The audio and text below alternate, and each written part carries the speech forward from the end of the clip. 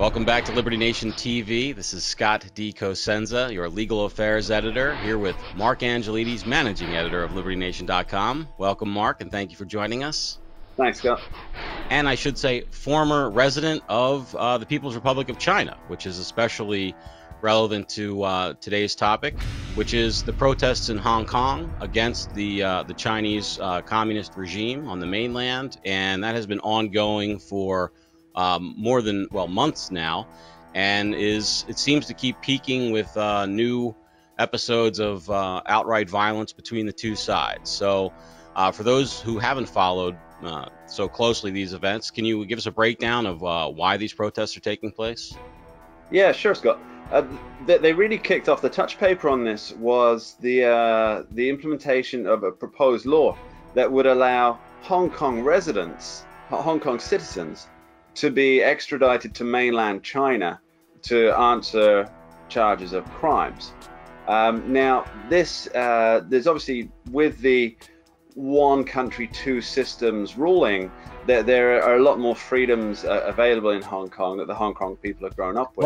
Let me just stop you right there and just explain very briefly for people who don't know. When the British handed over sovereignty of Hong Kong to the Chinese, they went forward and said they will have one country with two systems, and meaning that in the system in Hong Kong, there would be much more direct control by the people over their government and a greater suite of rights, more Western in style than the sort of mainland China. So I apologize. Please go ahead. Yeah, that's it in a nutshell.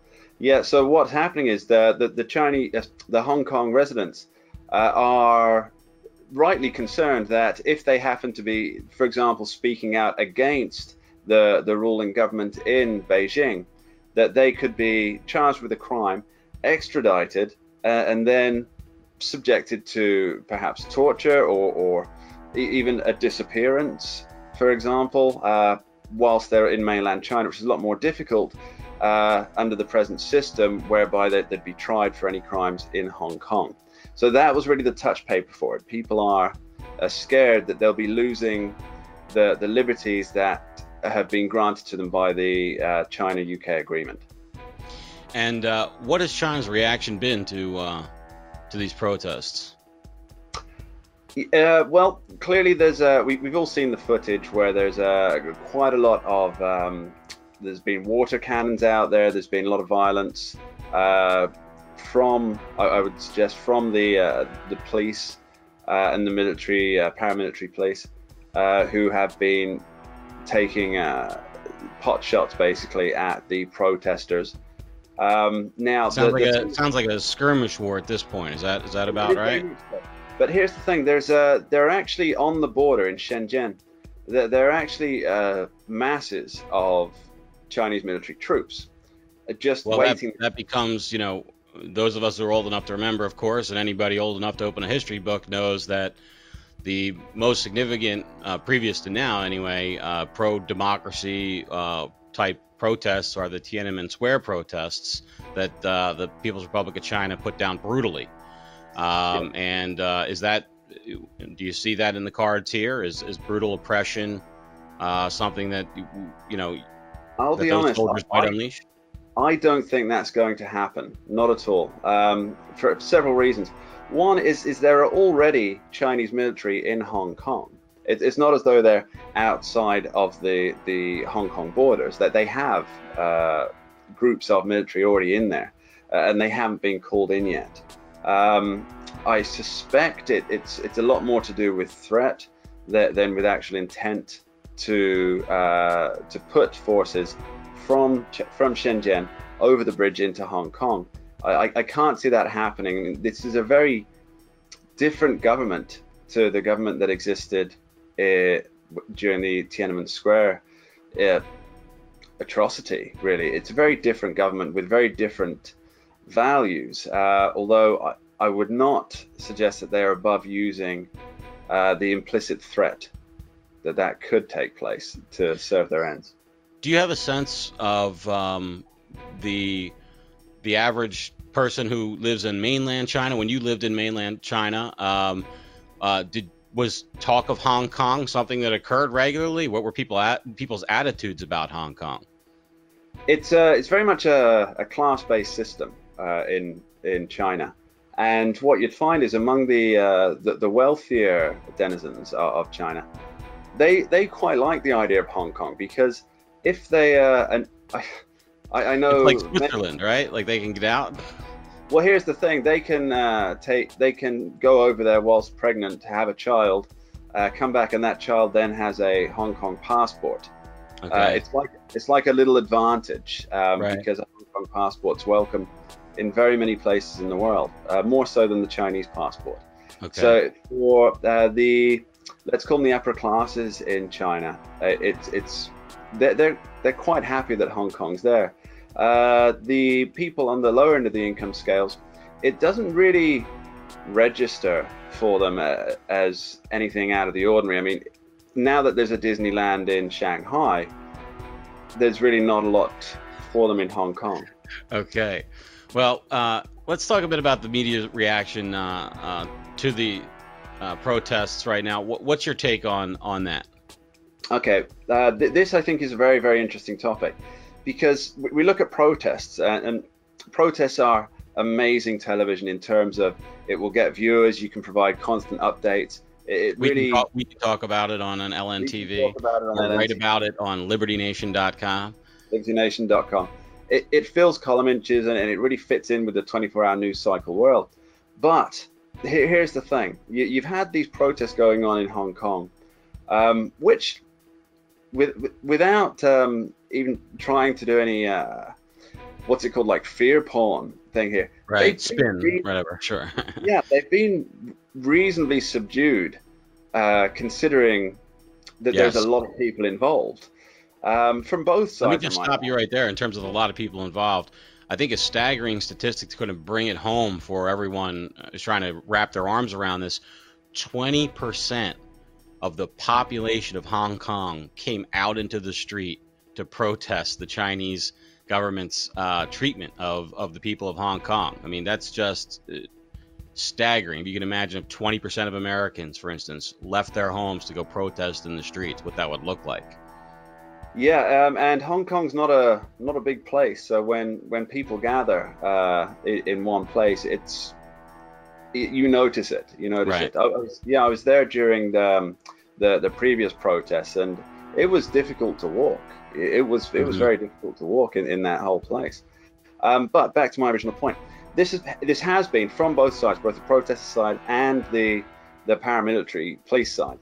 It's been very subdued. There's been a few incidents that we can all look on and shake our heads in shame at, but by and large, it's been, in my opinion, pretty subdued in a good way. However, you'll notice the world is all eyes on Hong Kong at the moment. What about France with the Gilets jaunes, the Yellow Vest movement? This is approaching. Which is still ongoing, by the way. That almost a year. I think when we're recording this is like the 41st, 42nd weekend. So why mark our the Chinese protests at the top of many headlines, and for most people, I think, maybe not, maybe I'm projecting there. I actually didn't even realize they were still ongoing because I haven't read about them in so long. So what accounts for the gulf of coverage there?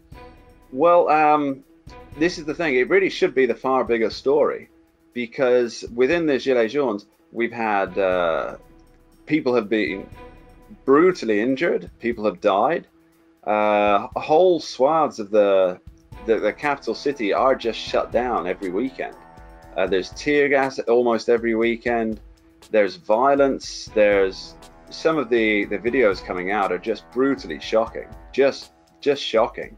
I'm sure many of our viewers have seen the Rodney King footage, and without getting into the whole thing on that, I mean, the actual brutality that we're seeing on the streets of Paris is far and above what we witnessed in the Rodney King video.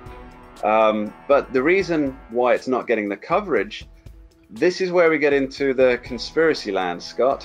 If you'd like to join me down this particular rabbit hole, let's dip our toe in. Let's dip our toes, test the water. The person that's ultimately responsible for taking care of this is Emmanuel Macron, the French president, and he is the globalist poster boy. He is also the leading face of the European Union. Did Merkel lose that position to him, or Yes, I thought she was the? She will be leaving her post as chancellor very, very soon. No, I meant poster boy for poster boy, or in her case, poster lady for globalism, right? Well, Merkel was always just really the bank manager of the project in terms of the money taken from the German citizens to put into the project. Somebody had to, Mark, right? Oh yeah. Now it's on Britain until Britain leaves the EU, which is why there's such a big divorce bill due. Right. But yeah, I think a lot of it is because the people who are protesting in France, in Paris, are against globalism and calling for Frexit, the French exit from the European Union. It's very much an anti-globalist movement. And I think that worries a lot of people who are hugely invested in the globalist project.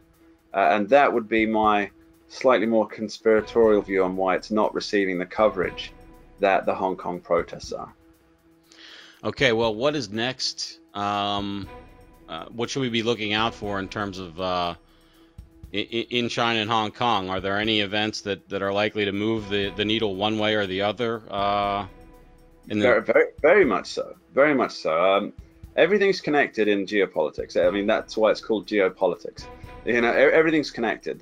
From the ongoing trade war, this is going to have an impact on what happens, to the G7 meetings with the apparent meeting between Pakistan and India leaders with Trump in the middle there. All of these things will have an impact on how China reacts and how they act in terms of garnering public opinion, because it's very important that they maintain a certain level of respectability on the world stage, especially as they are creating large outreaches into the African continent in terms of investments, infrastructure things.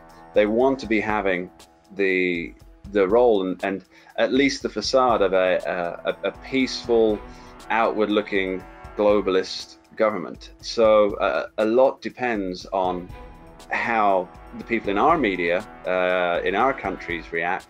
Well, for the people of Hong Kong and the world, I hope that you're right, that the Chinese reaction is less severe than it has been at Tiananmen. And what about the French protests? Is there an end in sight to them? Is there a political election that may resolve this, or some other events?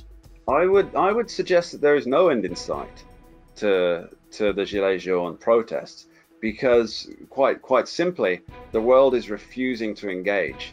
In the UK, bear in mind that France, you can swim. If you're a good swimmer, you can swim from the UK to France. You know, bear that in mind. Right.